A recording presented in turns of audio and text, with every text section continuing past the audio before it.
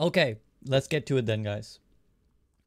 Let's begin discussion of the findings of the Blizzard Please Notice Pugs. We're going to go through now this page by page. I will explain everything, the results, the findings, and my interpretations. The way this has been formatted, I've tried to do it as best as I can, as scientifically as I can, where we will discuss the data, its implications, and also flaws with the data and flaws with the study, i.e. the pugs that we did in the questionnaire that we hosted, and potential biases, etc. We will discuss them all. I'm going to explain what some of the conclusions are right now. So when you see this on YouTube, I am trying my best not to clickbait you. Conclusions overall, big takeaways. People love hero bands. People love hero bands. They like alts resetting as a concept, but I don't think the exact precise format that we had worked out. And Conquest was great for the arcade. Everybody generally likes the idea of experimenting more, but only really hero bands came out as something that everybody, including viewers and streamers were generally quite enthusiastic, but mostly it was hero bands that both streamers and viewers were very interested in and very keen to explore further. Here we are. Findings from the Blizzard Please Notice Pugs, SCB and Morin. Morin being my mod who's helped me. He made the questionnaire. He's been the one doing all the stats, and any graphs and stuff you see are courtesy of him. So shout out to Morin. So the following are the results and conclusions of the Blizzard Please Notice Pugs, designed to test and experiment with ideas that could improve the game of Overwatch. And in this document, I will explore the implications of hero bans, ultimates resetting at checkpoints, and the conquest modes. Forward. So the intention of the pugs was to experiment with ideas that could improve Overwatch. You guys know this. As I've said in the forward, to acknowledge the elephant in the room, there has been a content drought. So we know, I'm just going to paraphrase this paragraph and stuff. We all know there's been a bit of a content drought. We all know why it is. We know it's Overwatch 2. So I'm not here asking the devs, hey, give us lots of new content while you're trying to make this awesome new game. I understand they have limited resources. They have pressures, and they're trying very hard. They love the game, and they do care. However, that doesn't necessarily make dealing with the drought as the community any easier. So the goal of these pugs, they were not born out of a desire to force the developers to speed up their content, but my goal is to show the developers that bringing excitement back to the game of Overwatch does not necessarily require a heavy input of time and resources. Instead, ideas have the power to excite, and just toying with some changes that could be fun or could be disastrous are the kind of things that will spark and inspire the community. So here's a shout out to Zach and Dan for making the workshop, but basically I'm saying here that just by using the workshop, it was literally like half a dozen people, or let's say like a dozen and a half people, around 18 or so people who were involved in all of this from top down, So the content creators who participated, Grandeur Hammers, Cactus Puppy, Joe Spurd, and Andy GMB. And if that small section of people within a week could design 3 distinct game modes, put them out, play them, and have fun, have a conversation with the community, and spark some ideas, I think if we can do that, then I think the developers can easily put stuff in the experimental card. So my hope from this document is to foster a more involved relationship between the community that loves the game and the developers who created it. So basically, again, shouting out the fact that the devs care, we care. Let's get together, let's discuss ideas, and let's put them into the game. Let's put them into the game. My humble request is that we're given chance to explore our ideas directly with the devs, and subsequently more opportunity to test them with the entire community through, for example, the experimental card or arcade section of the Overwatch. Okay, so the games themselves. The following content creators graciously agreed to join me. So obviously ML, CarQ, Fredo, Mushu, Boger, Hayes, Hollyworld, Chipsa, Wanted, Beaver, Yeetle, Arge, SK, Nateson, and Jane. So the first mode, obviously hero bands, ultimates reset at checkpoints, conquest / split objective. Those are the games. So now we're going to get to the findings. So after the games were played, a questionnaire was presented to the content creators who participated and viewers who were interested in giving their feedback. So we had 13 content creators and 400 viewers, which I think is a very nice number. I mean, obviously, thinking big picture, it's fractional compared to the 40 million or whatever people who have bought a copy of Overwatch. but I still think that 400 is a decent sample size. So now we will go through what the questions were, how they responded, and what those potential implications are. So the first question, very simply, was on a scale of 1 to 10, how do you feel about the current state of Overwatch? So in all such questions, 1 indicates the lowest opinion, 10 indicates the highest. Here we have the results. Basically, as you can see, no stream. So viewers averaged a rating of 4.5, with 6 being the most common rating, as you guys can see. Content creators averaged 5.2. None of them rated Overwatch as currently being above 7, although 7 was also the most frequently picked rating. So the implications. It's hard to draw a firm conclusion from the middling ratings. 5.2 and 5.4 are both quite in the middle. If we assume 5 is neutral, 5.2, 5.4, very middling ratings. On the one hand, even players actively playing a game will whine about this, and we know this to be true, right? Even players who spend all their time playing a game will still whine and be like, oh my god, the developers suck, this, that, the other. So we don't have a comparison point to know what a happy player-based score looks like compared to a different game. So with that in mind, any criticism must be taken with a pinch of salt.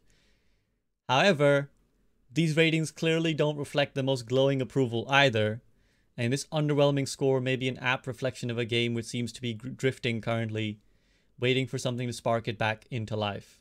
It should be noted that the average approval rating of content creators was lower than the player base, though not by much. My personal initial expectation would have been that content creators would be happier with than the average player base, since basically they're the people who spend the most time on the game, and they're presumably the people who love it the most. However, accepting this premise, it's concerning that they were even less satisfied. This may speak to the fact that many of Overwatch's problems are more pronounced the more seriously you take the game. I.e., basically for the casual audience, it's still a fun game, but for the hardcore, try-hard, competitive people, a lot of these problems that we're trying to solve, that's where they're most pronounced. So that might be why. However, it's an argument could also be made that content creators are actually more likely to be dissatisfied with a game due to their almost mandated time with it, the playing of which ultimately is their livelihood, and don't we all dislike our job sometimes? So potential flaws. As with all the findings discussed in this document, any conclusions are heavily biased and not representative of the community as a whole. Firstly, this is a fractional number of the Overwatch community, although I would argue that 400 respondents and thousands of viewers is a good enough sample size to get some picture of the community's feelings. But, this nonetheless is a very particular section of them. Basically, what we're getting here is a more hardcore section of the community. This is not representative of your typical Overwatch player or viewer. This is a more hardcore section.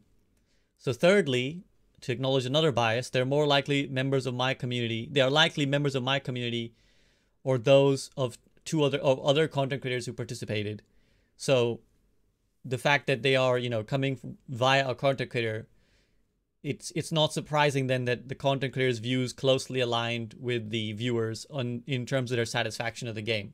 Because obviously as influencers, we influence our community. So if a content creator dislikes Overwatch, it's likely that people who watch that content creator a lot will also dislike Overwatch. So there's some bias there in terms of how we might influence viewers. So all of this basically is to say that we're probably getting a sample from the most heavily engaged section of the Overwatch community.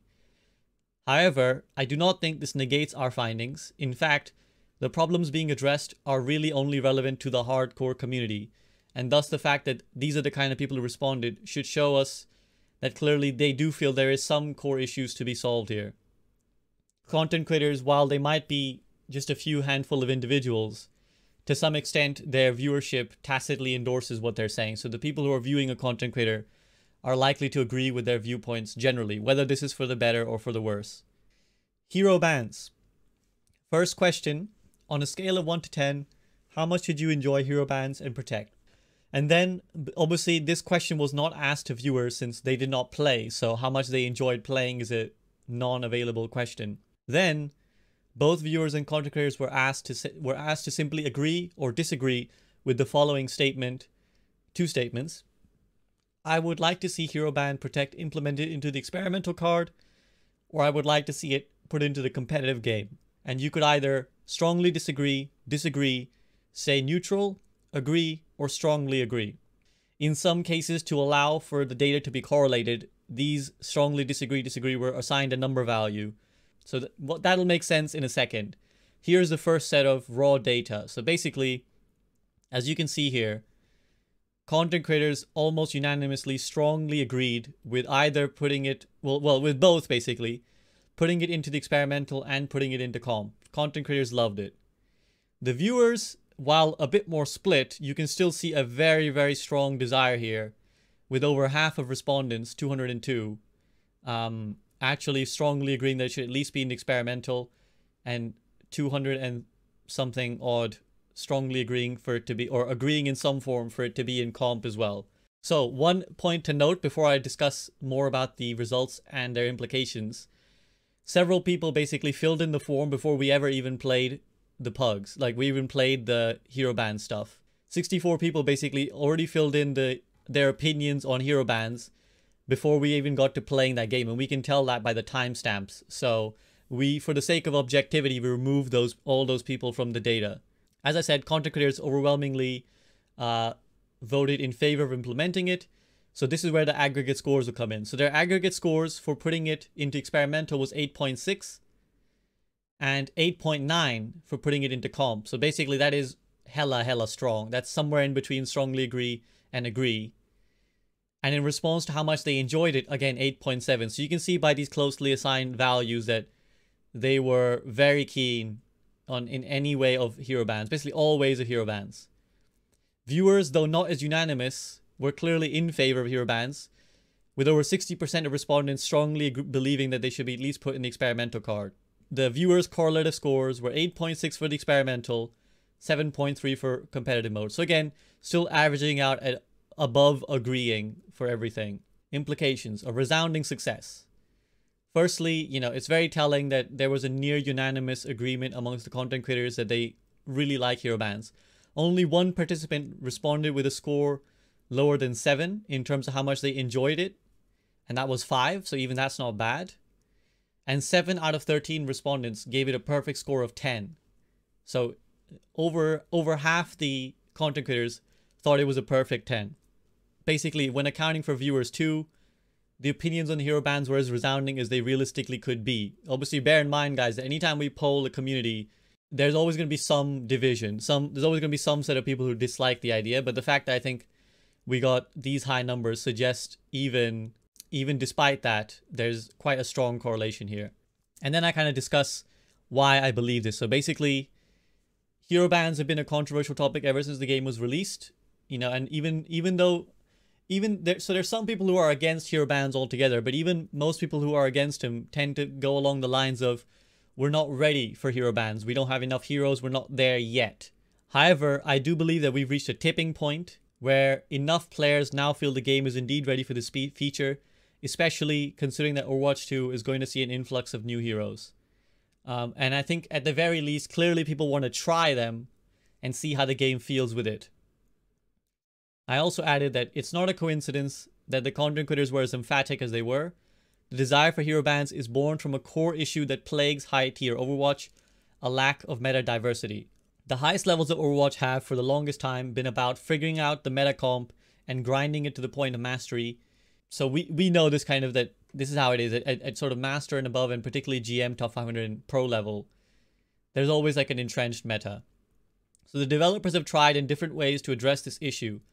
Firstly, by balancing with an attempt to create a state where most heroes could be played. However, it is clear to at least me that this will never be a viable solution. And again, we've seen this.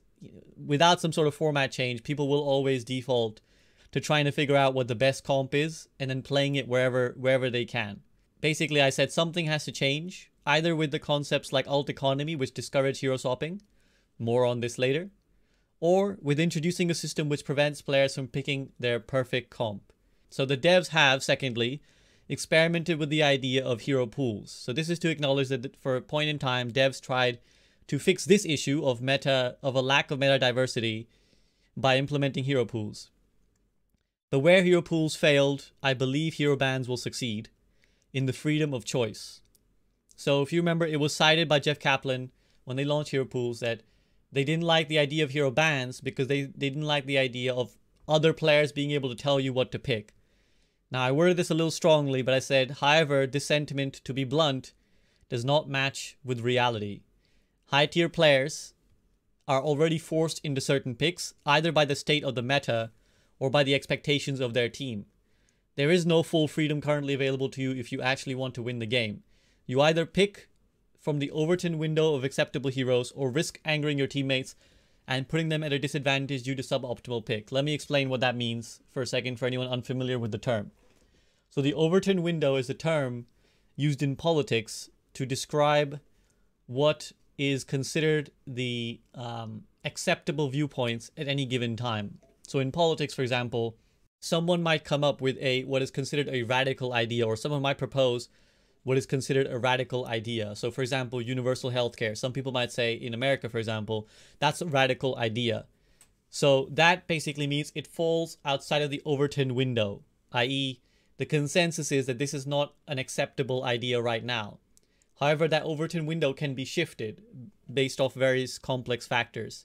And so if the Overton window shifts, then you might actually end up in a place where something like universal healthcare is no longer considered radical, but becomes a normal idea. And this kind of stuff happens all the time in politics.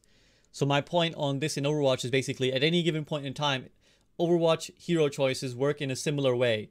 There's kind of this window of what you're accepted and allowed to pick, at least at the highest levels of play. This is the meta, and these are like the 8 to 10 heroes you can play, and anything else is throwing. So basically that exists for high tier players, so you don't really get full freedom. You don't really get to just pick whatever you want. There is a very strong meta, and you don't just get to roll up and pick whatever hero you like the most. Whether or not your teammates could make your pick work in this composition is basically irrelevant at this point. Because it does, so what that means is basically, it doesn't matter if your teammates could make your pick work, right? Let's say you pick Winston, and your teammates are like, no, don't pick Winston, we don't want to play dive. Theoretically, they could make it work, but for the argument's sake of balancing, it actually doesn't matter, because the point remains that there will always be that Overton window. Players will always say that this is the heroes you should pick. So whether they could make it work or not is kind of irrelevant. They will always tell you what you should or shouldn't pick. Oh, so basically I'm going to say Overwatch League players. So when the highest tier, i.e. Overwatch League players, refuse to experiment meaningfully, there's a clear lesson that the rest of the player base picks up, that there is only one optimal way of playing the game. And this is, again, everything we've said. You know, Overwatch League players do this, so why would anyone else think differently? So if you remember, initially hero pools randomly decided what heroes were played and not. And later they try statistics where they use the Overwatch League pick rates to determine what was good in the hero pools or not. However, this only exacerbates the biggest fear and criticism with hero bans, that they deny player autonomy. The players had no say in what was being banned during the hero pool era. This is the key point, I think.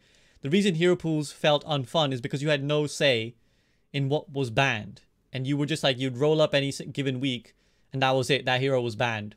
By giving the choice of bans to the players themselves, we create two benefits. One, we allow players to address the heroes they perceive to be problematic, when we also allow them more freedom of choice. So again, I will expand on what I mean by this. What do I mean when I say the heroes they perceive to be problematic? Well, again, if we let the statistics, for example, decide what gets banned. We saw in Overwatch League, heroes like D.Va and McCree and stuff were getting banned. And the pro players had no problems with D.Va and McCree. They didn't find D.Va and McCree to be annoying. So if you gave them the choice, they wouldn't ban them. They would ban a different hero that they actually feel this hero is what makes X comp shit, or this hero makes X comp unfun to play. They can address the heroes they think are problematic. Just because a hero is getting picked a lot doesn't mean it's problematic. It can just be fun for the game, or it could be a stable part of the game. So that's key. And two, we allow them more freedom of choice. So yes, it is possible that the most desirable hero pick is banned in any one particular game, but it's more likely that they can instead ban heroes which are currently gatekeeping them from playing entire compositions they'd want to play. So I've said here, though she's much maligned and I loathe to pile on, Brigitte's effect against dive comps is the most easily understood example of this. So basically, let's say you go into comp and you want to pick Winston.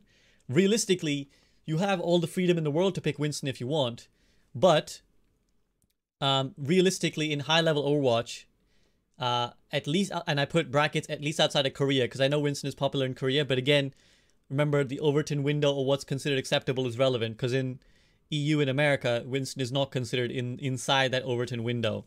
You realistically can't pick Winston because the danger of a Brig pick basically makes it a risky decision, and the fact that Wrecking Ball and Sigma right now are more ready solutions to other problems as well, right? Like Sigma can deal with more stuff than Winston can, Wrecking Ball can deal with more stuff than Winston can.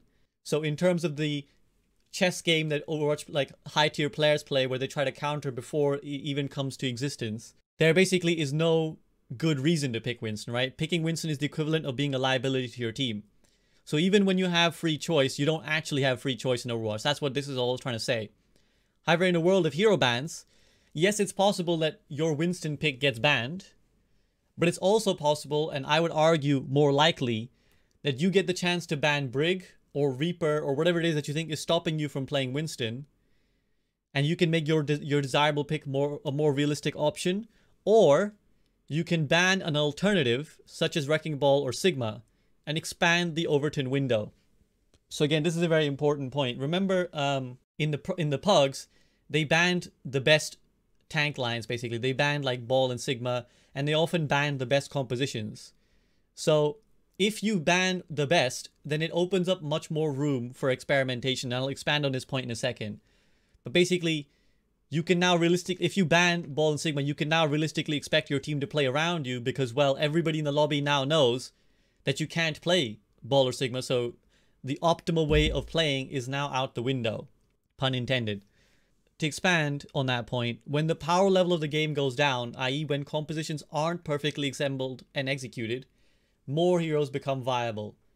Anyone who doubts the truth of this need only look at the rampant hero diversity in Diamond and below, right? Again, we know this, right? In the metal ranks, there is hero diversity because the power level of everything is lower. When there isn't like this perfect composition coming up against you, and when things aren't being played perfectly, you have more room to make your individual plays work, right? So if Double Shield doesn't have its perfect synergy, you now have more room to make Winston work. So even though it seems counterintuitive, actually having the ability to ban heroes opens up more heroes that you can then pick. Yeah, I will publish this document later, guys, so everyone can reread it. Furthermore, if a hero is being banned constantly, this should indicate to the balance team that something about the hero needs changing. That's fairly straightforward, right? If someone's getting banned all the time, that hero is problematic.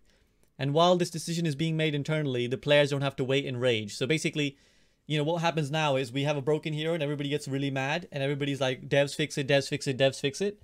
And then they either get really angry at the game or they just stop playing. So again, with hero bans, if that occurs, if a balance patch comes in and the players say, this hero is horrible, I don't want to play against this hero, rather than sitting and waiting for the devs to do something, they just ban the hero and move on and keep playing, and they don't have to get angry. So the net effect of all this is simply to make the game more fun. The desire to optimize Overwatch is completely understandable, particularly from the perspective of coaches and professional players. But for the majority of the game, and very importantly as a viewing esports, it's essential that Overwatch be what all good entertainment sports are, unpredictable and full of variety. That is, I think, one thing that we all acknowledge, that we want the games to be fresh and exciting and to be surprised game to game by what's happening, not just know, well, it's going to be these heroes against these heroes on this match. And particularly as Overwatch wants to grow as a viewing esport, this is very important, I think. On a final note, and those of you who are maybe sick of the hero ban talk will be glad to hear that sentence, since it's already clear what my agenda is, the question of how to implement hero bans is much less clear. Even if we establish that players want hero bans, how we get there is a little bit more murky, because we haven't figured out what the perfect system is. If you remember in the Pugs, we started with one ban each, but the players then wanted two bans each, and they wanted a snaking system rather than everybody ban at once, right? They wanted, for example, one team bans and the other team bans and the other team bans. So we have to experiment with that. We have to play around with that.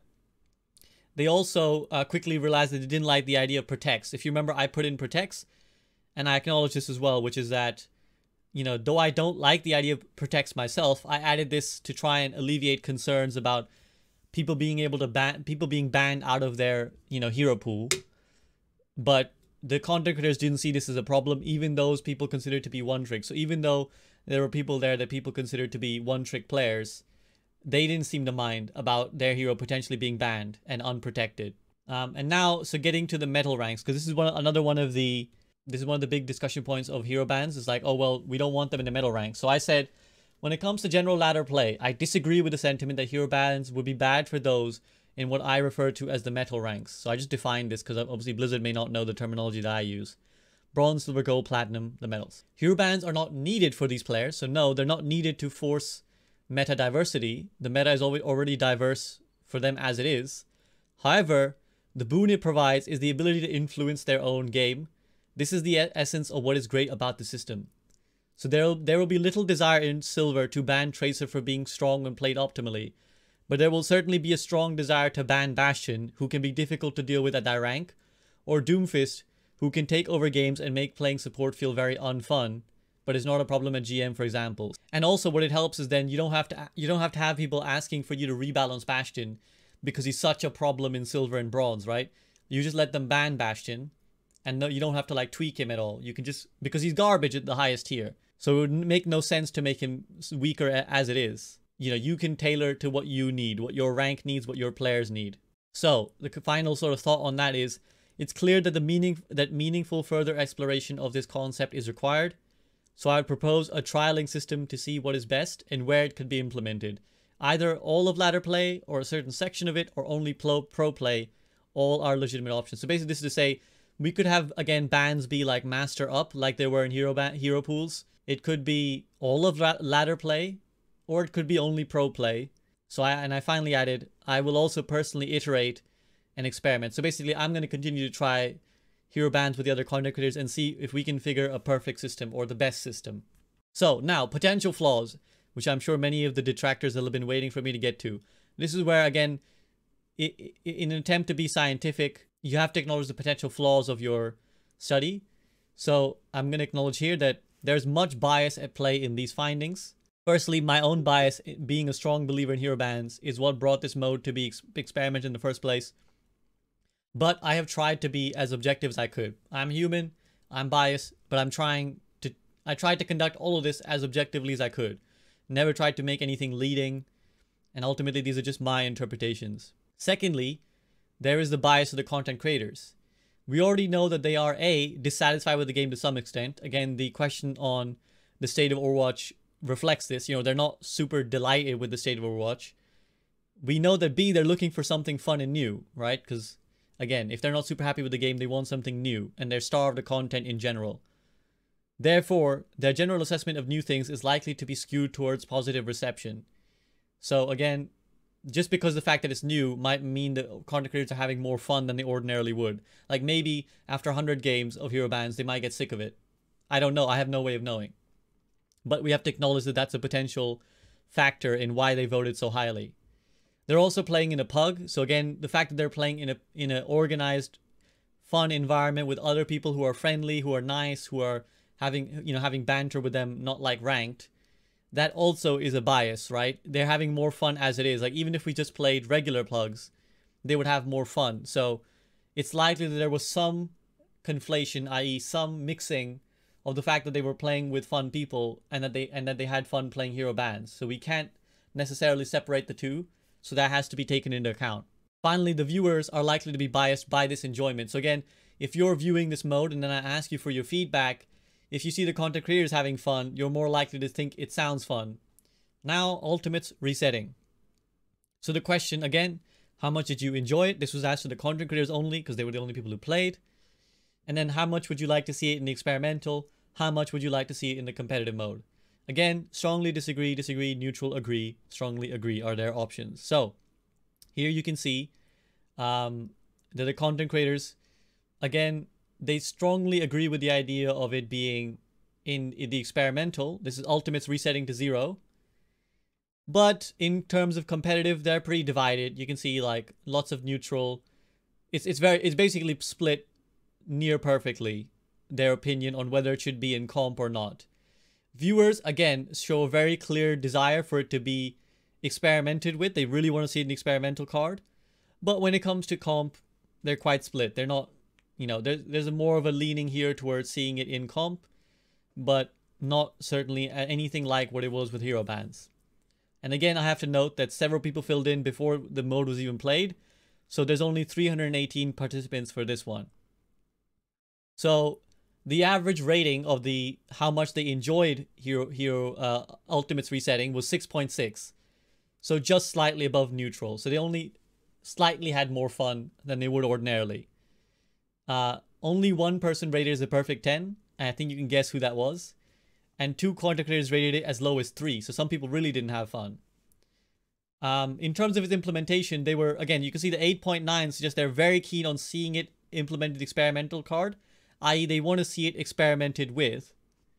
And nobody disagreed with that idea, right? So if we go back, we can see nobody disagreed with the idea that it should be put into experimental. Everybody thinks this is something we should experiment with. But when it comes to actually coming into comp, 5.8 suggests that, and I'll discuss the implications of that, means that, okay, well, they're not so sold on this being ready for the game as it is. Viewers showed a clear desire to implement this mode in experimental cards, so over 76% of participants agreed with the idea, and 45% in total strongly agreed. So again, if we go back here, you can see the majority of people want to see it experimented with.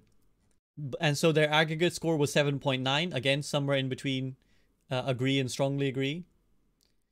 However, actually, that's just agree. However, when it comes to competitive, the score was basically 6.3, and the most frequent response was neutral. So nearly 30% of people, if you look here, were neutral. It's the most common response for whether they want this mode in comp. So basically, players don't know yet. They haven't made their mind up on whether ults resetting at checkpoints is something that they want to see in the game. So the implications. The first striking statistics is that the enjoyment of the mode was basically far less than how much they want to see it experimented with, right? So if we take the fact that they only enjoyed it 5.8, but they want to see it experimented 8.9 is a very interesting stat, right? Because ordinarily you'd think, well, if they didn't enjoy it that much, why do they want to see it experimented with? So I'll get to that in a second. Viewers were kind of more in the middle. So I think this can be explained quite easily. The core of this idea is clearly desirable or interesting, but its current iteration feels somehow not there. Viewers of the Pugs will notice how Frito and I were having a lot of fun, right? So you noticed if you watched that Frito and I were like, we love this mode, it's great to watch. It's lots of fun to cast, and it seems to make Overwatch, you know, a good esport to view. But, and you know, the reason being that it did away with what often is frustrating about watching good players play. As noted in the hero ban section, a lack of meta diversity is boring for a viewer, and the philosophy behind this mode was to see if we could encourage people to hero swap. And currently, obviously, losing your ultimate and losing your ult economy is a big barrier to hero swapping. So we thought by doing this mode that it would make people hero swap more. However, what was interesting was that hero swapping didn't suddenly burst into life. If you remember, not many of the contributors actually did swap. But what was interesting was that the game became more quote-unquote sensible. Ultimates resetting basically meant that there was less of them, and the cascading effect of that meant that what players did in the mid-fight became more impactful. So again, Frito and I discussed this at length afterwards, but the nature of Overwatch as it is that you're constantly, at least at the highest level again, you're constantly cycling 1 to 2 ultimates every fight, and then using them while you build others, and then constantly doing this thing again where you use, a couple ults, and the others that you don't have you build, then you use a couple ults, and the others you don't have you build. So while this is very tactical and nuanced, it does to some degree take away the power of the individual player. Your ability to make a play is diminished by A, the threat of an ult being thrown at you, and B, the risk of dying and upsetting your team's ultimate economy. That's how it is now, but when everyone else are gone, someone has to do something, because there's no ultimates to win the fight. So someone has to make a play to win the fight. Therefore, again, your value in the mid-fight, your value most of the time goes up as a player, and your playmaking goes up. Moreover, it also prevented snowballing from point to point, as we saw, if you roll point A as an attacker, you don't just get to abuse the ult economy advantage that you have to just steamroll B. You have to go again. You have to start again and work your advantage once more. Overall, the slowing the pace of the game made it more digestible as an esport. So again, the most popular esports, League of Legends, Counter-Strike, or even StarCraft historically, have always featured moments of calm before the storm. So there are lulls and there are highs. Not lull as in the emote lull, different lull. Overwatch by comparison tends to be dramatic, constantly frantic. So, and while that's fun, you know, we enjoy Overwatch being so fun and frantic, it is harmful to someone who's never seen the game before, right? If you're watching Overwatch and you don't know the game, it's very difficult to tell what's going on because of how frantic and crazy it is. This mode saw those trademark lull moments where players were simply leveraging their kit to get kills and make plays, rather than constantly launching a powerful ultimate. And basically, as Frito and I said, you know, this gave us as casters a chance to really digest what was happening and really explain to the viewers, like, okay, so this is why that fight was won, and then going into this next fight, this is what's going to happen. So, and then these slower moments were succeeded by a general ult explosion. So if you remember, towards the ends of points, everybody's throwing their ults in. Partly A, because they were building ults at the same time. Again, if you reset their ults every checkpoint, then good players will tend to build their ults at roughly the same time. And obviously they have to win the fight. Towards the end of points, there's no incentive to give it up. Whereas previously a defender could say, let's not use our ult now, and we'll use our ults on point C to hold harder. But now you can't do that. You have to go. So that's why it made for these ult explosions. And while those ult explosions were less tactical, it did make the game overall more fun, at least in my opinion. However, though these potential benefits exist, there are too many potential negatives to consider this mode ready to be trialed in the way that I think hero bans are. It clearly needs more iteration. Here I address some of the concerns that the other content creators had. You know, if you remember, ML was saying that, like, in the ults resetting mode, you could kind of have this spawn swap game where you both stay in spawn and you swap and you swap and you swap to counter. Because, you know, if your ult is already reset, you may as well. We also noted that it just generally felt bad to lose your ultimate without getting to use it, right? Like, if you died early and then your team actually lost the point, losing your ultimate felt bad. And also, many respondents simply didn't enjoy the clumsy final fights, right? Many people were just like, a lot of the content creators said, oh, you know, it just became press Q as soon as you get it. So I basically concluded that overall, though I personally really enjoyed casting this mode and like it a lot, I feel it's more the pathway to a potential great change rather than a great change itself. It speaks to the idea that Overwatch with less ultimates and some way of equalizing snowballs would be potentially better, but how we reach there is, you know, still needs to be figured out, right? I think there's something to the ult reset mode. There's something cool about it. There's something cool about what it does to Overwatch, but it's not necessarily ironed out. It's not necessarily ironed out yet. So I think more work needs to be done. Now, potential flaws. So basically the fact that we'd never really played this before meant that it was a little bit clumsy, and that hurt its appeal, obviously. Also, the game was just not balanced for this mode, right? There was a huge power shift in the hero's desirability, right? So Zarya becomes much weaker, not only because her ultimate takes long to build, but she also has to have some level of high charge to build her ultimate, right? And if your team is losing, both those things are going to be denied to you. Not only will you have time to build your ultimate, but also you have to build your ult charge and then build your ultimate, and you won't get the chance to do it if you're losing. So it's possible that you would go an entire game without building your ultimate, whereas ordinarily that's very unlikely. And then obviously heroes like McCree and Hanzo became way stronger because they didn't need their ultimates to secure kills. And none of this is inherently bad for the game, but it just means that there would be significant rebalancing required to adjust, basically, for a world where potentially every 60 seconds you're getting your ult reset. Now we move on to Conquest / Split Objective. So again, content creators were asked 1 to 10, how much did you enjoy it? Only content creators were asked this question. And then we had 3 questions, unlike the other 2 modes. We had experimental card, competitive, and arcade. So where would you like to see it, basically? Again, they could agree, strongly disagree, etc., etc. In terms of their enjoyment, content creators rated this mode at an aggregate of 6.8. So basically, they enjoyed it. They had fun. Not like they weren't rampantly delighted, but they had fun. As an idea for the experimental card, they rated it as a 7.5, and as an arcade, 8.6. So you can see they were very keen on it for the arcade, pretty keen on it for the experimental, but for comp, they only gave it a 4.5. So they were, which is the lowest aggregate score of anything in this poll. So they were very, very not for this being in comp. They really didn't like it as a competitive mode. Viewers generally mirrored this trend, right? So they want it in experimental, they really want it in arcade 8.8, but they're not particularly enthusiastic for it as a comp mode 5.8 for the viewers. Implications. The most pronounced result from this game mode is the vast discrepancy in desire to see this mode become competitive and for it to be as an arcade mode. So again, you know, it was fun, it was frantic, it was like some sort of deathmatch extreme mode. But as many arcade modes tend to do, it was a lot more love it or hate it, right? I think this is true of arcade modes. If you think of something like Mystery Heroes or Total Mayhem, some people love those modes and other people never play it. Like I'm one of those people like literally never plays Mystery Heroes, but some people live for Mystery Heroes. So arcade modes tend to be like that, and that's kind of why they're in the arcade, because they either love it or hate it. So it had the most, amongst content creators, it had the most polarized responses. So 4 out of 13 gave it a perfect 10, but 3 out of 13 gave it a score of 2 or 3. So that just shows you that some people were like, this is the most fun ever, and some people were like, this is really not good. This is really not good. So basically I said, in truth, I think the data states pretty clearly what is the future of this mode. It's perfect for the arcade.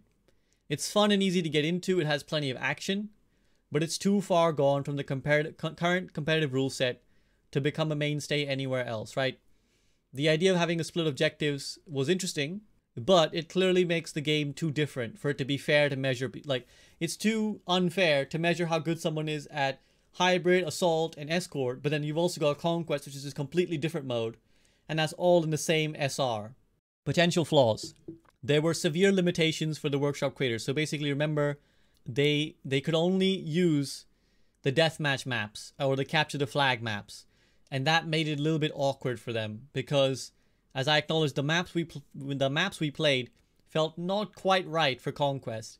They were either too choked up, right? If you remember Blizzard World, it was very choky, or they were just too small. So Kanezaka was very small and Lijiang was very small. So it didn't really, it didn't give the best reflection of the game mode. I think if we were able to edit maps, or if we had more maps available to the workshop creators, we could probably see a much more faithful exploration of this mode and allow it to shine better. I also acknowledge that ironically, this is a mode that might be more fun with less communication. And this is the graph to overall show the enjoyment of modes. So you can see here, this is from the content creators only. So you can see again, this is, I think, why I'm saying, you know, hero bans, hero bans. Look at the discrepancy in this one red bar and everything else, right? They loved it. Everybody liked it. Nobody rated it lower than 5. And you can see that, you know, although Conquest was fun, there were still people who didn't like it. Ultimates, people very mediocre or middling. But hero bans, the content creators loved. So clearly there's something there. Now, conclusion. So here's all that data I was talking about, guys, right? So here's all that data. These are those scores I was telling you about, right? So here you can really see and compare. Current state of Overwatch. Viewers and content creators 5.2, 5.4. Not particularly delighted. The enjoyment modes, obviously, it was only asked to the content creators, but you can see hero bans. Look at the color coding, right? Green, really, really dark green. Really liked it as in all 3 areas. The viewers, exactly with them on the idea of it being experimental. Less delighted about the idea of it going to comp, but still interested. Protect phase, not super bothered. Conquest, again, enjoyment was in the middle. You know, had fun, but not a riveting amount of fun, not overly fun. Viewers and content creators both kind of keen on experimental, very keen on it as a arcade mode, but again in comp, people not super chuffed. Ultimates reset, again, middling enjoyment. You know, they had fun, but you know, a little bit reserved. Loved the idea of it experimental, loved it, but not super delighted about it in comp. Same for viewers. You know, interested in it as experimental, not that interested in it in comp. So the biggest conclusion that can be drawn from this data is that both the player base and content creators are very interested in exploring new ideas for Overwatch. They're clearly very keen on being allowed to try new things in the experimental card. This is perhaps in the eyes of some an obvious conclusion. They might say, well, yeah, but what does it take to simply throw an idea into the experimental card? It's easy. To this I would say, great, exactly why we should do it. With the resources of the development team firmly focused on Overwatch 2, it would be unrealistic to ask for vast amounts of new content for Overwatch 1. However, throwing fresh ideas into the experimental card clearly will not require much effort. I might reword this to say as much effort. The implementation of the 132 card, for example, was a notable moment of excitement for the Overwatch community. It sparked a tremendous amount of discussion, not only about the future format of the game, but also about how we currently play the game and how we could balance heroes like Roadhog and Zarya, for example, who saw very interesting changes to their kit. The ideas don't have to be as extreme as this, basically, to even get us excited and talking and brainstorming in the community. So we don't have to have crazy stuff like 132. Even small changes can be exciting. However, I would like to go one step further. What I hope this experiment demonstrates is that there's much initiative and creativity in the community already. It only needs to be empowered. The community has ideas. Content creators have ideas. The workshop wizards have ideas. There is plenty of opportunity for the community to keep the game fresh itself, even without the need for the devs to contribute, but we need to be given more opportunity and access to do so. More spotlight, more feedback, and more response from the developers that the ideas we're experimenting with are being heard and noticed is desperately needed.